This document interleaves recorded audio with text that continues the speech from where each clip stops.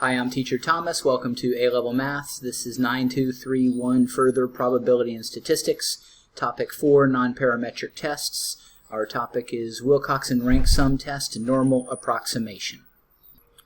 The scenario in which we can use a normal approximation is when our values for n and m are both greater than or equal to 10. And when we use the normal approximation, we will want to make some adjustments to the algorithm I've posted. Steps 1 through 3 do not change. The calculation of the test statistic is going to be a z-score, and we will use our normal distribution parameters for the z-score. Look up the critical value. We're going to look up the probability using the normal distribution table and the z-score. And then in our analyses for do not reject or reject, if the probability of the event is greater than the probability of the critical value, then we do not reject the null hypothesis. If instead the probability of the event is less than the probability of the critical value, then we do reject the null hypothesis.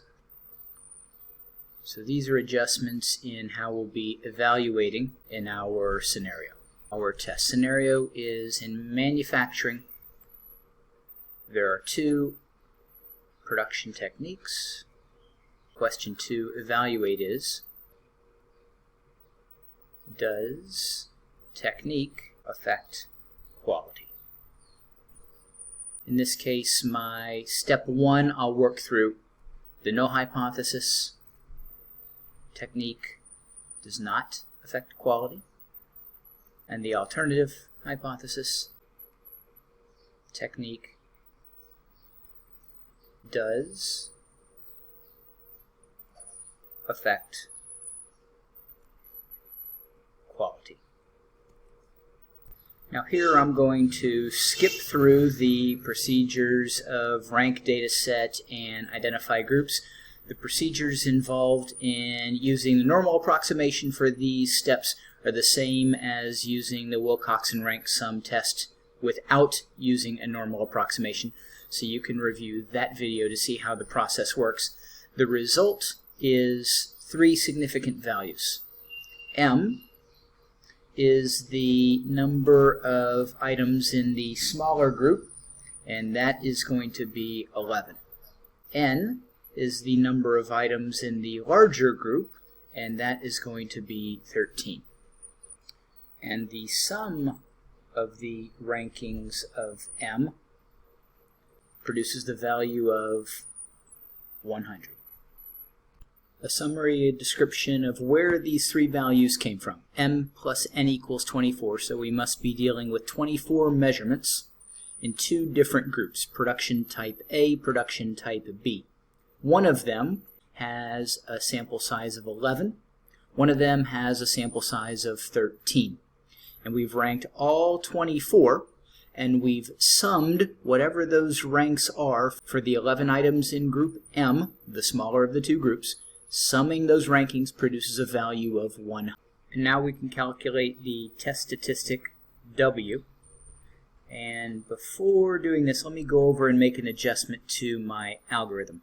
Step 4, we do need to calculate the test statistic. So let's call this first part for A. And then for B, we'll use that test statistic along with the mean and variance that we calculate, which we'll see how to do in a moment, to arrive at a z-score. So our W, and this comes from the table in the MF19 for Wilcoxon rank sum test. We want the minimum of the sum of M's, R sub M, which is 100, and the value M, which is 11, times the sum of M plus N plus 1, 11 plus 13 plus 1 minus the sum of m's, 100, and this second value sums to 175. So the minimum of the two values of 100 and 175 is our test statistic 100. From here we'll transition into the normal approximation. So we need to know how to come up with the mean and the variance for our normal distribution as inputs to calculate the z-score. We'll go to the next screen. I'll note up at the top that we've calculated W of 100. The formula for mean, expectation of W, and this is provided in the MF19. I'll give you the formula and then we'll fill in the values and calculate for our scenario. Mean M times N plus M plus 1 divided by 2, and variance M times N times N plus M plus 1 over 12. In the z-score calculation, we're going from discrete. The data we're given is discrete data, using a normal distribution as a continuous data concept.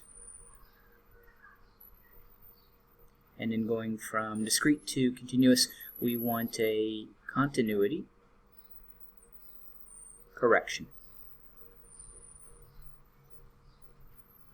Our values are given in integer form, so we can think of those regarding continuous data, expanding from 0.5 for the integer below to 0.5 for the integer we're working with. So if we're working with the measurement of 10, we would consider 9.5 up to 10.5 to fit for that measurement. Thus our adjustment will be an adjustment of 0.5.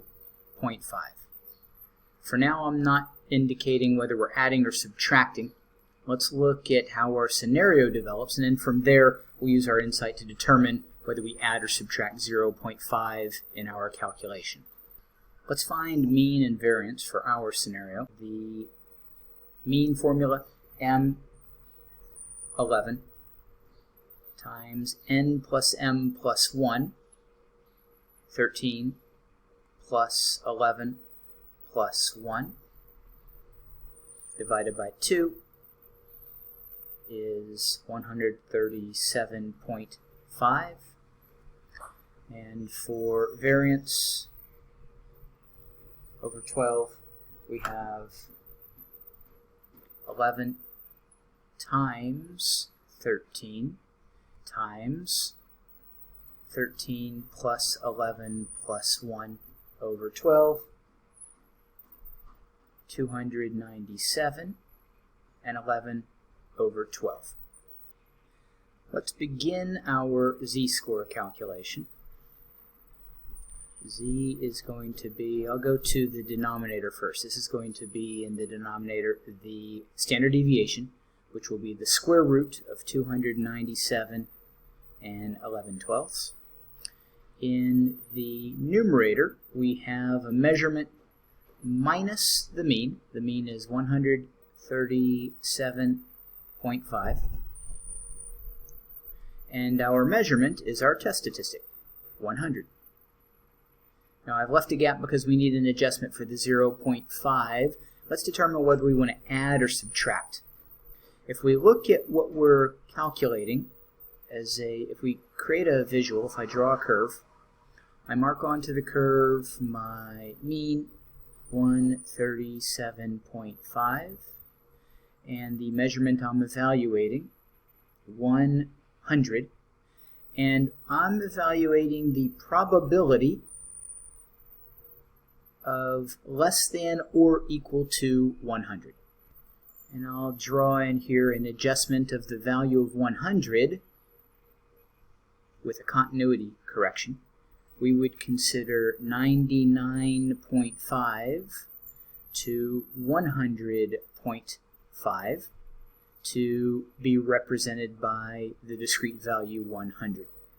And so notice that what I need to do is expand a bit regarding what I'm calculating the probability of. I need to go up from 100 to 100.5. So in my z-score, to get to 100.5, I would want to add 0.5 in my calculation.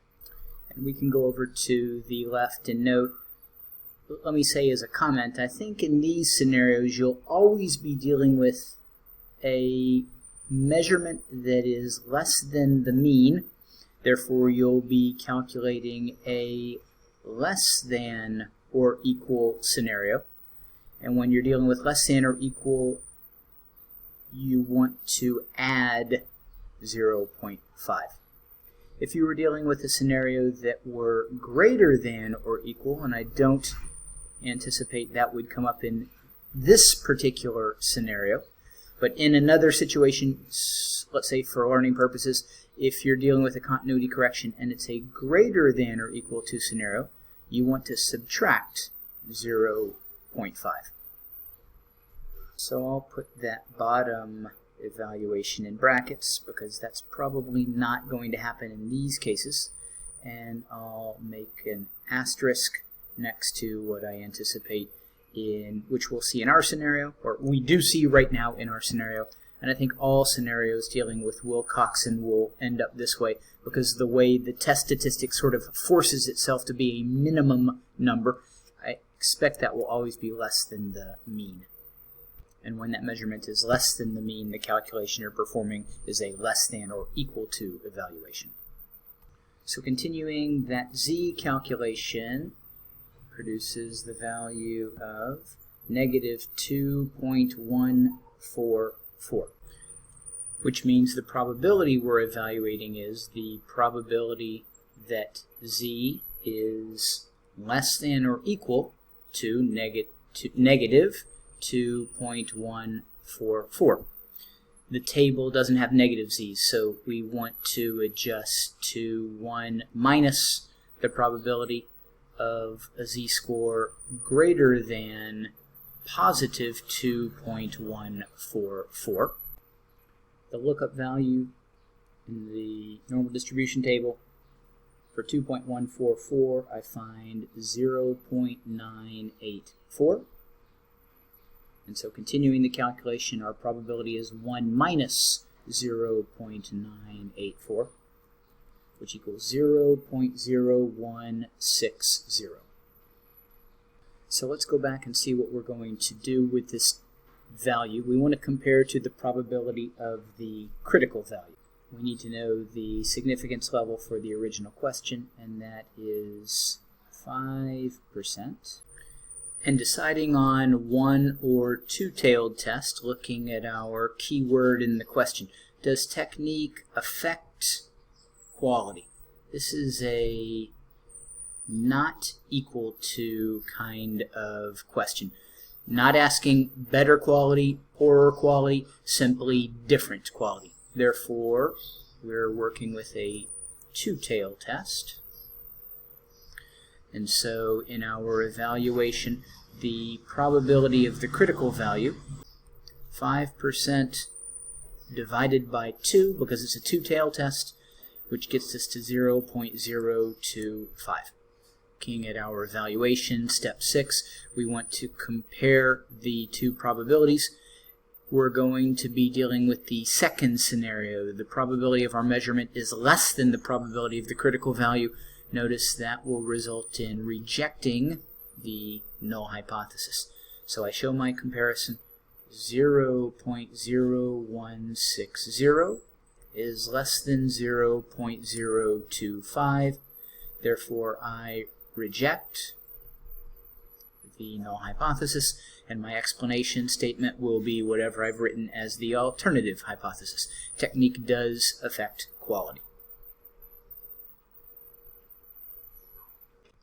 A description of our analysis is that we're willing to accept a probability as low as 0.025 that given our calculated test statistic that there is no difference in quality. However, the probability we've arrived at is less than 0.025, too low of a probability to meet our requirements, thus we reject the null hypothesis. And this completes the lesson on Wilcoxon rank sum test normal approximation.